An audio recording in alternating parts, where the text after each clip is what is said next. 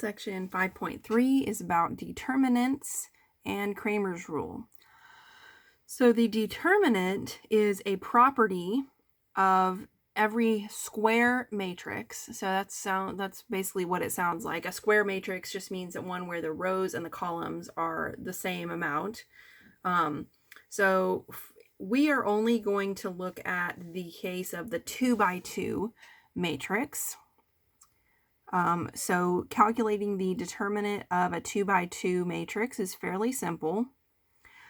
So here's a couple of notations for the determinant.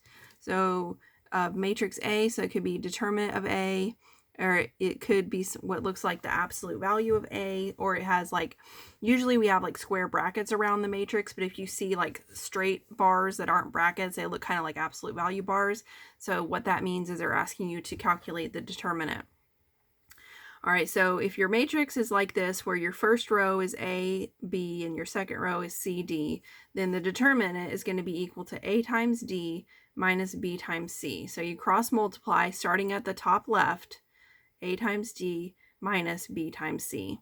All right, now multiplication is commutative, so you might see me write, C times B or B times C. Either way, it's the same thing, right? Okay, so for number 1, so the determinant of this matrix, we would do 3 times 4 minus 7 times negative 5. So just don't get tripped up with the minus, just like all of our other formulas that have minuses in them.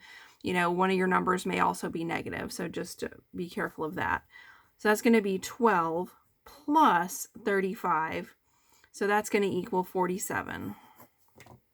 All right. And then number 2, for the determinant, we would do negative 4 times 3 minus negative 12 times 2. So that would equal negative 12, and then that's going to be plus 24. So that's going to just equal positive 12. All right, and so the reason why we are learning that is so that we can use Cramer's rule. So Cramer's rule is a method for solving linear systems of equations. All right, so we've done this before. We did this using like the substitution or addition method.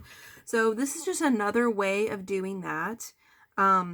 So there's advantages and disadvantages of using this method. One of the disadvantages, I guess, is that you would theoretically have to memorize this formula, which can be a little bit difficult. The advantage, as I see it, is that one advantage is there's really no choices that you have to make. It's just a straightforward step-by-step method. You just do this, this, and this, and that's your answer. So there's no like figuring out with the substitution method, well, which variable am I going to solve for to get it by itself on which equation? Or like with the addition method, you have to figure out, well, what do I need to multiply by which equation? And here you don't have to figure any of that out. You just do the method and that's it. So sometimes another advantage can be that, if one of your answers is a fraction, you don't have to substitute it back in. You can so sometimes you can avoid dealing with fractions with this method, sometimes a little bit more. Okay, so it's just another option. I've been told by some electrical engineers that this method actually is important for what they do. That's pretty much the extent of what I know. I don't know how they use it per se, but that it is used in the real world, so that's always good to know. Okay, so let's see here. All right, so here is your system. So first of all, you've got your coefficients. Your A's and your B's are your coefficients, and then your C's are your constants. So you want to have it set up like this, basically the same way you would if you're doing the addition method. You'd want to have it in this form. So then you want to take your what we call the coefficient matrix. All right, so you just take the coefficients, you put them into a little 2 by 2 matrix. And you want to make sure that the determinant of that matrix is not equal to 0, because as you can see, you're going to have to divide by whatever this answer is, so it can't be 0. So if you do get a determinant of 0 here, then you would know that you would not be able to use Cramer's rule to solve that system, and you would have to use a different method. Okay, so you want to calculate that. And then you've got dx, which is the first column is the constants, and the second column is the b, which is the coefficient of y. And then dy, the first column is the coefficients of x, second column is the constants. All right, so you're going to calculate those three determinants, then you're going to plug in here. So x is equal to dx over d, and y is equal to dy over d. All right, so let's see here. So we have some invisible ones here, for one thing. All right, so make sure you don't forget about your invisible ones. So those are your ones. Okay, so all right, so let's do D. So that's just going to be, first column is 2, 1, second column is 1, negative 1. And let's calculate the determinant. So we would do 2 times negative 1 minus 1 times 1. So that equals negative 2 minus 1, which equals negative 3. Okay, and just pointing out that that is not equal to 0, so that's good. So then let's do dx. All right, so for dx, your first column is going to be the constants. So that's going to be 3, 3. And your second column is going to be the coefficients of y. So that's going to be 1, negative 1. And then let's evaluate the determinant.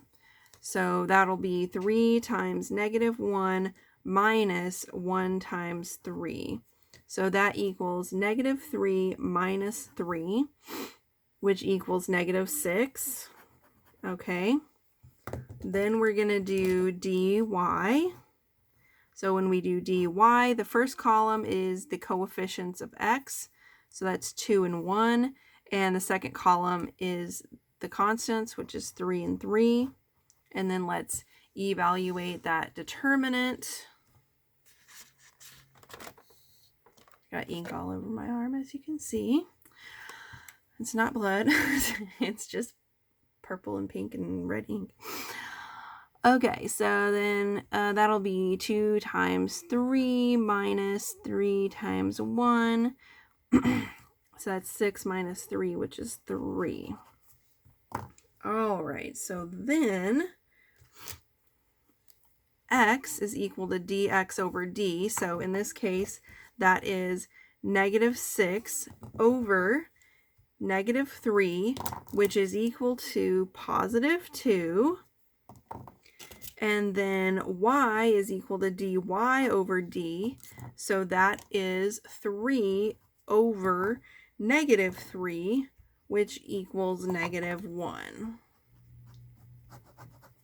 All right, and then just like we always do whenever we're writing our solution to a system, we're going to write it as an ordered pair, and so that'll be 2 comma negative 1. And that is our answer. Okay, and just to let you know, it's possible that, a problem like this could appear on the final. And, normally I always tell you, hey, solve it with whatever method that you want to use and who's going to know or care.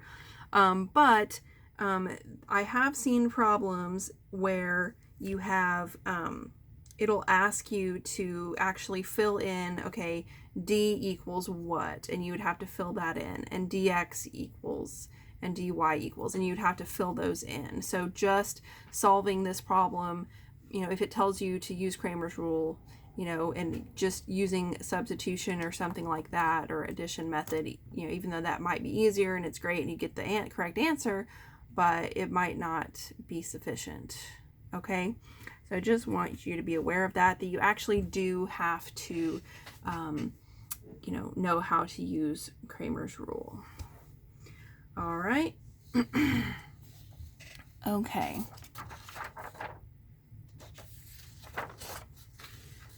All right, next. Okay. All right, so let's see. All right, so we're going to evaluate D. So the first column is 1, 5. Second column is -2, -2.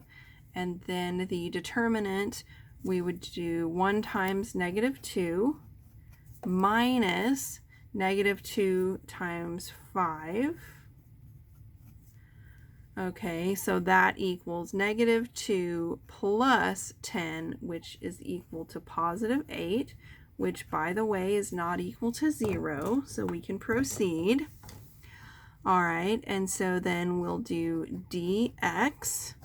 All right, so on the first column for dx, your first column is the constants. So that's 5. Whoops, not negative. It's just 5 and then -2. And then the second column for dx is the coefficient of y. So that's -2, -2. So when we evaluate the determinant, we'll do 5 times -2 minus -2 times -2. So that equals -10 minus 4, which equals -14. All right, and then we'll do dy. Okay, so the first column for dy is the coefficient of x, which would be 1, 5. Then the second column is the constants, which would be 5, -2, and then let's evaluate the determinant. So we do 1 times -2 minus 5 times 5, so that equals -2 minus 25, which equals -27. All right, so then x equals dx over d, so that'll be -14 over 8, and we can reduce that. So 2 goes into -14 -7 times, and 2 goes into 8 4 times. So x is -7/4, and then y is equal to dy over d, so that would be -27 over 8, and that one can't be reduced. So this is what I was saying about the whole fraction situation. So if you were solving this using one of our other methods, you would solve for one of your variables, and then you would have to plug that lovely fraction back into the equation to get the other one. And so it's just a little bit messy-ish. So by using Cramer's rule, we avoided having to deal with that situation. So there's one advantage. All right, so -7/4, comma, -27 over 8. Then that's our solution for that. All right. Okay, so on this next one, we do not have things lined up properly. So that's the first thing we need to take care of. So I just want to move this -4x over here. So basically like adding it to both sides. So that's going to make that 4x plus y equals 2. And I need to move this y term over here, so subtracting it. So it's going to make it 2x minus 3y equals 8. All right. So then let's do d. So first column is 4, 2. Second column is 1, -3. So make sure you've got your x's and your y's lined up like that. So then, then we'll do 4 times -3 minus 1 times 2. So that's -12 minus 2. So that equals -14. So that's not equal to 0. So then we'll move on to dx. So the first column for dx is going to be the constants. So that's 2 and 8. And then the second column would be the coefficients for the y's. So that's going to be 1 and -3. So 2 times -3 minus 1 times 8 equals -6 minus 8, which equals -14. And then we'll do the dy. So the first column for the dy is the coefficients of x, which is 4, 2.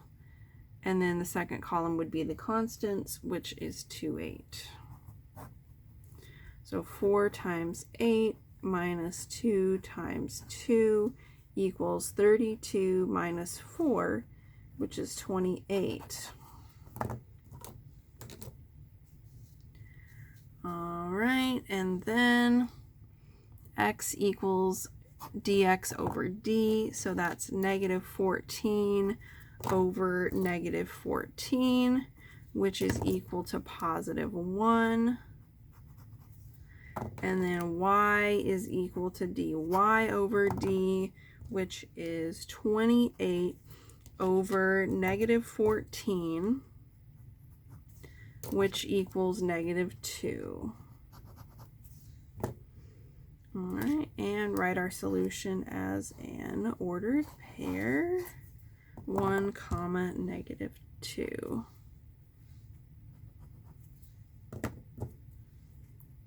All right, and that is it for 5.3.